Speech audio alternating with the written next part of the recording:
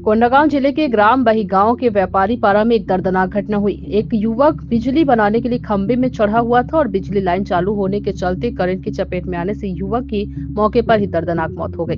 जानकारी अनुसार आज 8 अप्रैल की दोपहर लगभग 4 बजे ग्राम पंचायत बहीगांव के व्यापारी पारा निवासी कमलेश नेताम पिता मानसिंह नेताम उम्र 25 वर्षीय के पड़ोसी घर में बिजली की लाइन बंद थी। युवक को थोड़ी बहुत बिजली कार्य के बारे में जानकारी होने पर वह बिजली खंभे में चढ़ गया।